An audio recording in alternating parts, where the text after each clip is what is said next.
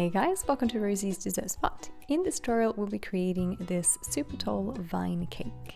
I'll need a 5-inch cake that is extra tall. I'll leave a link in the description box and in the eye icon above on how to build a cake like this. Go in with some turquoise frosting and then a lighter version of that over the top and let them meet halfway. This cake has already been crumb coated, so that is a nice thick white layer underneath. When you're making a buttercream cake, it is a good idea to make a thick crumb coat so you can't see the crumbs through the frosting.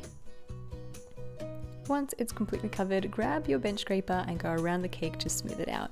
There will be little pockets here and there that seem empty, just fill them in with more of the same coloured buttercream. Go around till it's nice and smooth and then use a spatula to bring that top lip into the centre. You could always pop it into the fridge and then cut that off later instead for foolproof sharp edges. Clear up the bottom of your cake board as well, and into the fridge she goes to set for at least 20 minutes.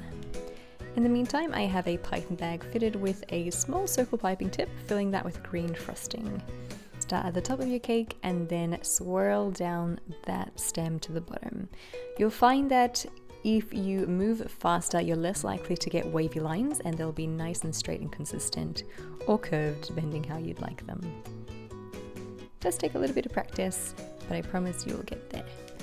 Give little swirls at the beginning and just create little stems off of stems. I created some that were upside down here just for added interest.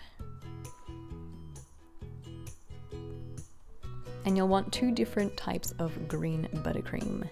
I made the mistake the first time around of adding leaves that were the same color as the stem and it just didn't pop. It looked a little bit 2D. So this is what it'll look like if you go in with 2 different colors, just changes the whole look. This is the same small round piping tip that I've used. I'll leave the number in the description box, but I believe it was number 2. And I'm creating flat pearls. That is the best way I can describe it. So I'm piping out up, and then as I continue piping, I drag back down against that same pearl. And that way it flattens it out and makes it look a little bit more leaf-like. At the very top of each stem, I started really tiny. As I make my way down to the base of the stem, they become thicker and thicker. Again, this adds a whole new level to your little stem design and makes it look that much more realistic and dynamic. You could add in little flowers here if you like. Little fondant cut out blossoms would look amazing. I just left it as is. Very basic design, can dress it up in so many ways. I really hope you guys enjoyed this tutorial. And a Happy New Year! This is going to be going up either on New Year's Eve or New Year's Day, so have a safe New Year and I'll catch you guys again in 2020.